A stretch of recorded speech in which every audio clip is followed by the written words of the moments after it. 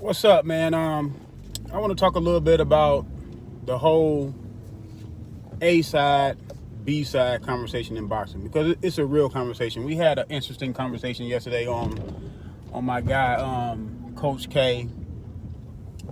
He had a stream yard yesterday, and we all chopped it up on there. Phil was on there, Hype Low, the usual suspects. We were all on there chopping it up and talking about boxing and the parameters and the things that go on and the whole and the A side B side conversation came up. I really don't like to talk about or discuss A side or B side, but a gentleman on there made a great point. He said, yes, back in the day people didn't talk about A side, B side, or the money situation. It's because the promoters and all that, they were kind of making all the money decisions, and the boxers had no financial, I say, leverage like they have now. And now that the fighters have financial leverage, they're taking their careers into their own hands. Now we are more privy to the whole A side, B side, and the money thing. You may not like it. You don't have to like it, but it is what it is today. And that's a great point. You know what I'm saying? That's a great point that he brought up. So because we have the whole situation with the A side, B side today, and the fighters are taking they are taking more control of their careers. We do have to deal with it on some level. Now, I'm not going to be a guy that's going to constantly do videos on A side, B side, or what a fighter deserves or what he don't deserve, and 50-50 splits and 70-30. I'm not going to do that, but yes, I do have to talk about it, especially when it comes to a potential big fight. And we all know the Errol Spence, Terrence Crawford is a big fight. That's the biggest fight in the welterweight division, besides any one of those guys fighting Manny Pacquiao, because Manny Pacquiao is a wild card. Manny Pacquiao is still there. Manny Pacquiao is, to me, he's the A side, and at 147, because he brings two things that we cannot deny. He brings legacy. We all know Manny Pacquiao's been in the game for a while, but he's still winning on the high level. He beat Adrian Broner. Then he beat Keith Thurman, who was a former unified champion that never really lost his WBC title in the ring. He had to give it up due to inactivity due to injury. So Manny Pacquiao really beat the last guy that was the man at the division before Errol Spence was able to become unified champion by defeating Sean Porter. And yes, I do agree. Errol Spence is the best welterweight at 147 under my criteria. And BoxRec them, they have him number one, and I believe Ring Magazine has him number one. So he's number one. Other people may argue that he's not number one, but you cannot argue with the facts. It may be your opinion that he's number one. I believe Terrence Crawford is the better fighter, but that's separate from being the number one welterweight. And Errol Spence is the number one welterweight because he's earned it. He's the unified champion. He has two of the titles. Therefore, he is closer to being undisputed than Manny Pacquiao and Terrence Crawford. Because that's ultimately what I'm looking for. I'm ultimately looking for someone to be undisputed. So he's the number one welterweight. If you want to argue that Terrence Crawford is the best fighter, has the more credentials, his legacy is a little bit ahead of Errol Spence, then that's fine. You know what I'm saying? We can all have that opinionated discussion, but his opinions nevertheless. But I want to go back to this A side, B side conversation. The last A side fighter we had in the welterweight division was Floyd Mayweather. We all know Floyd Mayweather. He became the A side by doing what? Defeating Oscar De La Hoya, who was the A side before him at 147, or just the A side of whatever division he was competing in. So when Mayweather defeated him, Mayweather became the A side, and he was going to be the A. He became the A side in boxing because De La Hoya was the A side in boxing, not just 147. I can't say he was just the A side and just at 147. He was the A side in boxing. Mayweather became the A side in boxing. So whatever division he was going to compete in, he was going to be the A side fighter.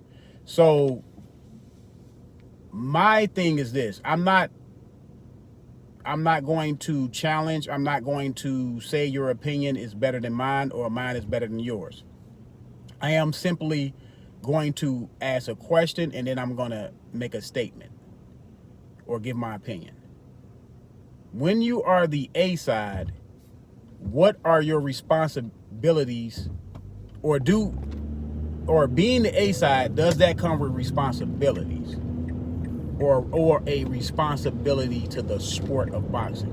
Because yes, these guys compete for a prize, whether that prize consists of money, it can consist of a title belt. It can be, you can do both, and you can win or have both up for grabs, and not up for grabs, but you can obtain both in one fight, or you can just obtain the money, because fighters don't fight for free. They fight for money. Prize, money, that's a prize. So when you step into the ring, you're always going to fight for money. Fighting for a trinket, a belt, WBC title, IBF, IBO, they got that belt out there, but that's not one of the major belts, but that's one of the belts you can win. That's one of the minor titles you can win. You can win the WBO. So you can either have money on the, that you have as a prize, or you can have a title. So what is because we don't have, in boxing, you don't have a schedule. You don't have some fighters do have a contract where you're going to make money based on the contract you sign, how long you sign the contract. Some fighters do have that. Yes, they do have fighters agreements with promoters based on what you're going to make per fight. Like Terrence Crawford, I believe he signed a 6-year fight deal, a 6-fight deal with Top Rank, and they said his base pay was going to be $3.5 million. So each time he stepped into the ring, he was going to get paid $3.5 million no matter what. I believe Tim Bradley had a $4 or $5 million fight deal with Top Rank as well over a period of fights. So fighters do have that, but not all fighters have that. It's not like the NBA to where you have a schedule, you have a contract, and you're going to make a base pay based on that the years that you sign in that contract. You may sign a 5-year deal, you may sign a 3-year deal, you may sign a 10-year deal, but you're going to get that money. You know what I'm saying? And that money doesn't deflate it doesn't deflate based on your wins and your losses. Now, boxing, by the other hand, your money can deflate if you don't have a base pay within your contract, like a Terrence Crawford, like I said, or like a Timothy Bradley. Now, they can make more than that 3.5 based on how successful they are in the ring, and based on if their fight is going to be on pay-per-view, they can make money on the back end. So, Hypelo said that Terrence Crawford should be the A side because he makes the most money. He made 3.5 in his last fight, and he said that Errol Spence made 1.2 or something like that in his 1.5 in his last fight. I don't know how much Errol Spence makes as a base pay. I don't know. I will have to look that up. But the thing with Al Heyman fighters, they always say, yes, we have a base pay, but we make money on the back end. Even if it's not a pay-per-view, they say they make money on the back end.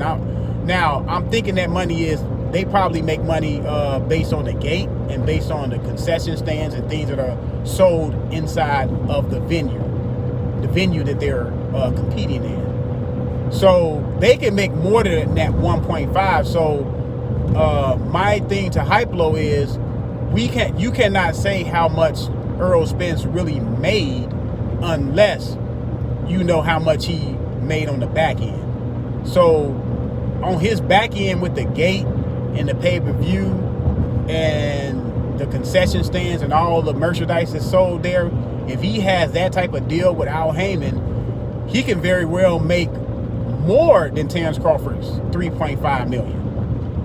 You know what I'm saying? So we can't say Terrence Crawford is the A side based on how much his base pay is presented to us. But if Errol Spence is the A side, a lot of people say Errol Spence is the A side based on him being on pay-per-view, his pay-per-view numbers. Like I really can't say what his pay-per-view numbers are. Some people say the pay-per-view numbers are messed with, that is not the true number that they come out with. That's fine. That's all fine and dandy. But let's just say he's the A side. What is Errol Spence's responsibilities to the sport? Because we have half and half. Now, the fighter's half is, I want to get paid what I'm worth. I have no problem with that. Then on the other hand, we have the supporters of the sport, which is me, which help pays for the sport, which help the athletes make as much money as possible. On our end, we want the fights to be made, and we want the fights to be made at a reasonable time. Now, this fight has been really, really talked about. I would say about a year. So, but people have been wanting to see it for 2 years. So I'm not gonna say right now it's at a point to where it's being ridiculous and the fight is over marinated. To me, they got 2021. Once 2021 is over, that's like we're going on 3 years. Then I'm in that boat of it's getting to the point to where it's over marinated, because I'm not gonna set my standards on the Mayweather Pacquiao fight, because a lot of people say, well, it took 6 years for that fight to happen, but I'm not going to allow my time and my expectations on this fight to go 5 and 6 years, because that fight went 5 or 6 years. You know what I'm saying? So, and they say, well, they made a lot of money because the fight went longer. Okay, that's fine for them. That's fine for the fighter. That's why I'm making this video of what responsibilities or what happy medium do the fighter have as to say, okay, I want to get paid the most money and I want to please the fans and bring the fans the best fights. So Errol Spence, he wants 60-40. Now, do I think 60-40 is reasonable for me as a supporter of boxing for Terrence Crawford? I can't say what Terrence Crawford should accept. I'm going to say what I think is reasonable. I think that's a reasonable start of the negotiations, because that's only to have a negotiation. So if Errol Spence says 60-40 and Terrence Crawford say, okay, and they sit in the room, because I want them to sit in the room and have this conversation. I don't want them to have this conversation in the media, because I don't think you should have this conversation in the media. But if they sit down and Errol Spence representatives tell Terrence Crawford and his representatives, we think it's 60-40, and this is the reason why we think it's 60-40, because we feel like we have more pay-per-view numbers. We feel like we sold out more venues, or we had more people show up to these many fights combined, and we had this many pay-per-view combined, and we generate this much revenue. And Terrence Crawford say, well, I think it should be 60-40 my way, and I'm gonna lay out my perimeters on why it should be 60-40. So that's a negotiation. And then within that negotiation, maybe they can come up with something that makes both parties, happy when they leave the table, that they got something out the deal. So that's what a negotiation is. That's where I really hope that these guys do that. I hope these guys go in the room and figure it out without having the media and the two sides of the fighter supporters chiming in on whether somebody deserved this or that. So, but let me get back to the expectations and the responsibilities of an A-side fighter. Eventually, they have fighters, whoever the A-side is, have to think about the sport as well because he has to look at it like this. The sport is the one that's paying you. So you have to give the fans something. You have to get something at the deal, but you have to give the fans something at the deal. Like, if you're going to negotiate the fight, if you're going to have,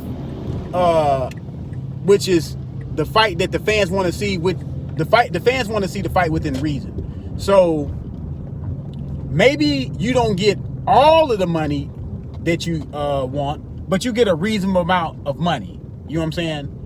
Out of the deal. I don't know what that amount is, but you get a reasonable amount. And you may take a small haircut to get the fight done with Terrence Crawford or whoever's the A side in the dilemma. You may take a small haircut to get the fight done. Let's do that.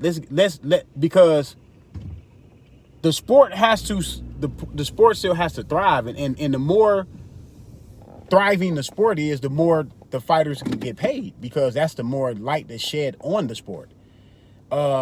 These fighters have to understand too that you can't suck all the blood out the sport. You can't suck all the momentum out the sport. You have to be able to give a little and take a little.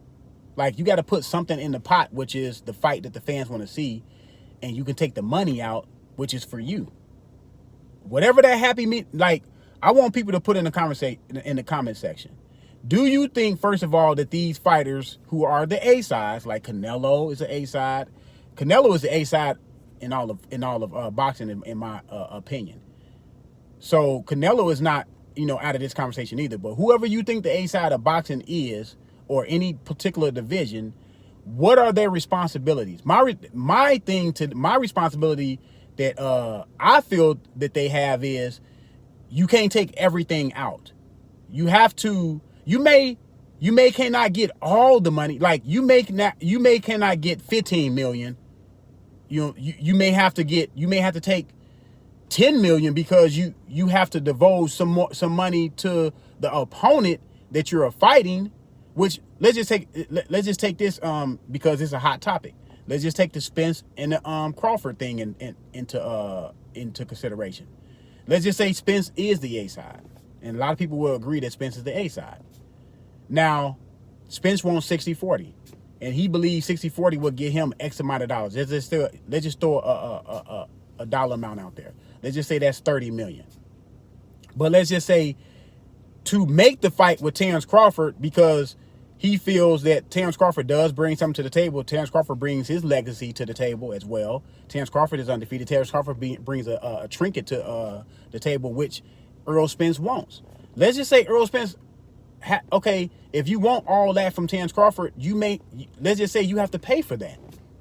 Let's just say, instead of you making 30 million that you think that you command in this fight, let's just say you make 20 million, and you make this fight a 50-50 fight. Because you're going to take that 10 million, give it to on Terrence Crawford's side, so he can make X amount of dollars. So both of you guys can feel good about, when y'all walk away from the table, that neither one of y'all were disrespected. You know what I'm saying? And for the fans' sake, y'all make the fight. But you make 10 million less. I'm not saying that's not a lot of money. And I'm not saying Errol Spence has to do it. But I'm saying you have to put something into the sport that gives you so much. That gives you what you get out of the sport. Everything cannot be taken out of, because the sport still has to survive. It still has to thrive. And you're part of having that sport thrive by making the big fights. Because, yes, the smaller fights are important to the sport of boxing, but the fans want to see the big fights, man. And the big fights are the obvious fights. We all know what the big fights are. So just let me know in the comment section, do you think the A side has a responsibility? And then if you do think the A side has a responsibility, let me know in a nice thought out comment, what are those responsibilities? And if you think the A side has no responsibilities, that the A side should be able to get all the money and everything they command, they should be able to get everything, then lay that out too. But I'm going to get out of here, man. I'll come back with another one. Peace.